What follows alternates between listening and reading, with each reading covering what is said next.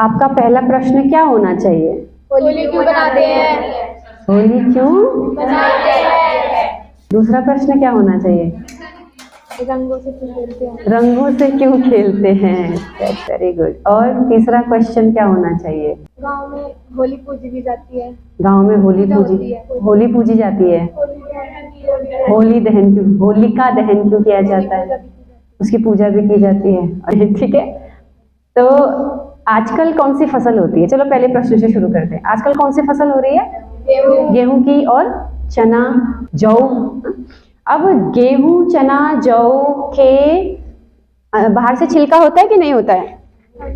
छिलका होता है ना, तो उसके बाहर से जो छिलका होता है, तृणा अग्निभृष्टार्धपक्वशमी धान्यम होलकः। ठीक है, अर्धपक्वशमी धान्यै तृणभृष्टैश्च होलकः। होलको अल्पानिलो मेधः कफदोष शमापहः भवेदथो होलको यस्य च तद्गुणो भवेत्।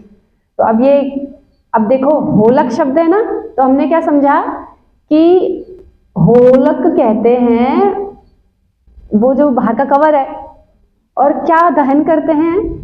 होली का दहन करते हैं ना, तो वो जो बाहर का कवर है उसका दहन करते हैं। जैसे अभी हमने गेहूं का किया, तो क्या करते हैं, उसको पूरा पूरा डालते हैं, बाहर के कवर को जलाते हैं। फिर अंदर जो बचता है, तो जब बाहर से कवर है वो जलेगा, तो अंदर से जो धान्य है, यानी जो फसल है या जो चना है या गेहूं है जो है, वो पूरा पक जाएगा कि आधा पकेगा अग्नि में? पूरा कैसे पकेगा? बाहर से आपने होलक को जलाया है, अंदर जो फसल है, धान्य, वो कितना जलेगा? आधा। कितना जलेगा? आधा। तो अध पका जो होता है ना, अध पका, तो तिनकों की अग्नि में भुने हुए अध पके शमी धान्य को होला कहते हैं। जो आप जलाते हो ना, उसके अंदर जो पकता है उसको क्या बोलते हैं? होला। तो उसको प्रहलाद भी बोलते हैं। क्या बोलते हैं? अब वो प्रहलाद वाली कहानी सुनी है आपने? तो उसको कहते हैं कि जो अधपके शमी धान्य, फली वाले अन्न को होला कहते हैं और होलक कहते हैं। ठीक है, तो स्वल्प वात और मेद, कफ और के दोषों को शमन करता है। तो जब आप इसको खाते हो ना, वो होलक आपने जो अग्नि में किया, उसके अंदर जो अधपका बना होलक, उसको जब आप खाते हो तो उससे आपके क्या क्या बीमारियां दूर होती हैं? थकान, कफ। एक तो आपको थकान लगी है तो बॉडी में स्फूर्ति आ जाएगी। कफ जमता है ना, आजकल मौसम परिवर्तन हो रहा है, तो मौसम परिवर्तन से जो कफ जमा है, इस होलक को खाने से, इस होला को खाने से वो कफ क्या हो जाता है? ठीक हो जाता है। ये शास्त्र का प्रमाण है। चर्बी अगर किसी में बढ़ गई है तो, है ना, अगर इसको खाओगे तो आपकी चर्बी में निजात मिलेगी। ठीक है, और वात पित्त कफ को शम करता है। हमारे शरीर की प्रकृति होती है ना, वात पित्त कफ, तो आजकल गड़बड़ा जाता है, मौसम चेंज होता है तो वात पित्त कफ गड़बड़ा जाता है, तो हमें बड़ा ध्यान रखना पड़ता है। तो ये औषधीय गुण है इसमें। क्या है इनमें? औषधीय गुण। अब most of the festivals in India are agriculture based, है कि नहीं है? तो अभी वसंत ऋतु आ गई है, कल से, आज पूर्णिमा है, कल वसंत ऋतु शुरू हो गई है। ठीक है, तो अब जो नया धान्य है, जो नया फसल है, उसके लिए मनाते हैं, है ना। तो अब जो नया फसल आया उसको हमने सबसे पहले किस में चढ़ा दिया? अग्नि में। ठीक है, तो किसान जो होता था वो खुश होता था, भैया मेरी नई फसल आ रही है, उसको काट करके उसकी जड़ी बूटी औषधि बना करके सबको खिलाया जाएगा। तो आप जो भोजन मंत्र बोलते हो, कौन बोलते हो? भोगमन्नम विंदते अप्रचेताः सत्यं ब्रवीमि वदैः सदस्य नार्यमणं पुष्यतीनो सकायं केवलादो भवति केवलादि। आपको इसका अर्थ बताते हैं। ठीक है, मोटा मोटा अभी। अब केवलाघो भवति केवलादि, हमारे यहाँ क्या परंपरा है, हमारी संस्कृति, जो अकेला खाता है वो पाप खाता है। केवलाघो भवति केवलादि, ठीक है ना। अघ खाता है, अघ मीन्स पाप। तो हमारे यहाँ क्या है, जो भी हमारे घर में धन धान्य आएगा, फसल आएगी, वो हम कभी भी अकेले नहीं खाएंगे। तो सबसे पहले देवताओं को चढ़ता है। देवता में अग्नि देवता, अग्नि देवता उसको औषधि बना करके वायुमंडल में फैला देती है और हमारे स्वास्थ्य के लिए अच्छा करती है। तो हम क्या सिंबोलिज्म लेते हैं इससे, कि हमारे घर में जो धान्य आया है उसको सबसे पहले अग्नि देवता को दिया जाएगा, वो वायुमंडल में फैला देंगे, उसमें हम होलक बना करके, औषधि बना करके सबको खिलाएंगे, तब जाकर के हमारे घर में लक्ष्मी का प्रवेश होगा। लक्ष्मी मतलब धन धान्य, हमारे घर में खूब फसल होगा। बिना फसल के, बिना भोजन के पेट भरेगा हमारा? लक्ष्मी पैसे को नहीं कहते, पैसे से जो खरीदा जा सकता है उसको लक्ष्मी बोला जा सकता है कि नहीं है? तो ऐसे विश्व में भी बहुत सारे जगहों पे ना, मैं कल पढ़ रही थी तो वहां पर भी कृषि बेस फेस्टिवल मनाए जाते हैं। जैसे मैंने पढ़ रही थी, फिर मैंने इंटरनेट पे भी सर्च किया, ऋक्षराज रूस, ऋक्षराज कहते हैं रूस को। रूस में वो हिमाच्छादित देश में फसल काटने पर कृषक अपने इष्ट मित्रों को पकवान से परितृप्त करके उत्सव मनाते हैं। तो रूस में भी मनाया जाता है, ठीक है।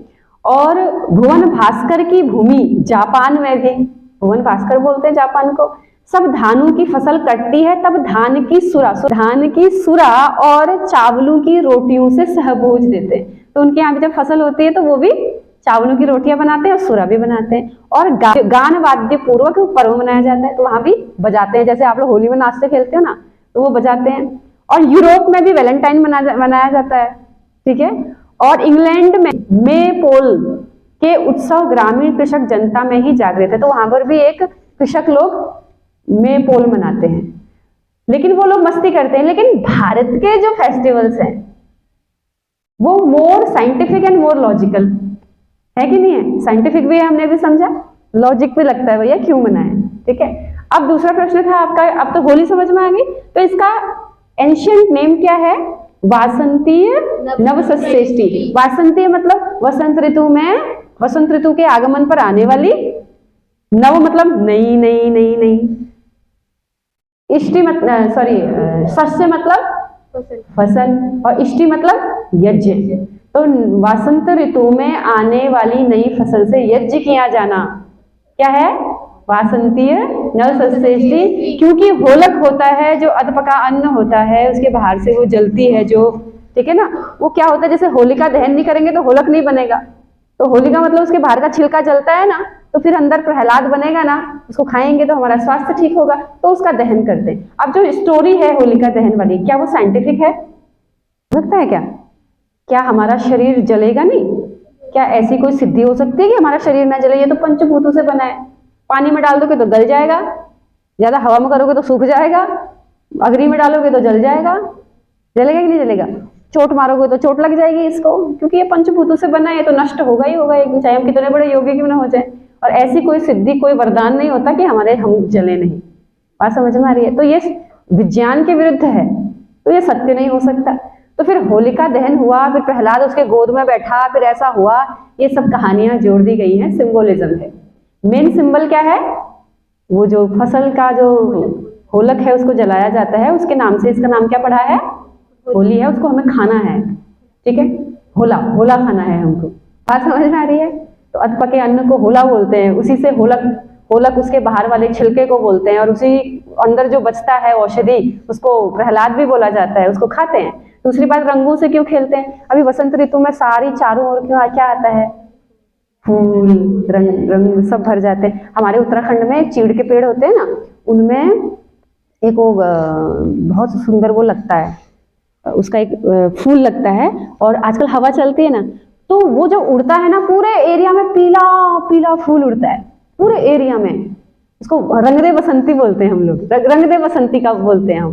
तो चीड़ के पेड़ में लगता है, और आजकल ही लगता है, वसंत ऋतु में ही आता है, होली के टाइम पे। तो हम स्कूल में ना उसको हाथ में लगा के सब एक दूसरे को लगाते थे, नेचुरल कलर, और उससे ना बहुत फट जाता था, नेचुरल होता था एकदम जबरदस्त पीला, और सब जगह हवा में उड़ता है वो, ठीक है। तो इस दृष्टि से उल्लास प्रदर्शित करने के लिए हम लोग एक दूसरे को रंगों से खेलते हैं। तो प्योर रंगों से खेलना चाहिए। और फाग खेला जाता था। फाग मतलब देवर भाभी आपस में नोक झोंक वाली कहानियां बोलते थे, चुटकुले बोलते थे, व्यंग करते थे, ठीक है।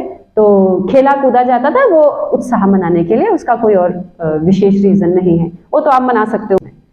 बात होली समझ में आ गई? तो रंगों से इसलिए खेलते हैं उत्साह के लिए, और है क्योंकि वासंती नवसस्येष्टि मनानी है, तो यज्ञ करने का विधान है, सबको खिलाने का विधान है, ठीक है। चलिए, समझ में आ गया होली? तो क्या नाम है होली का? वासंतीय नवसस्येष्टि। होलिका, होलक सब समझ में आ गया? प्रहलाद समझ में आ गया? होला समझ में आ गया? चलो अच्छी बात। तो आप भी होला खिलाओ सबको, ठीक है।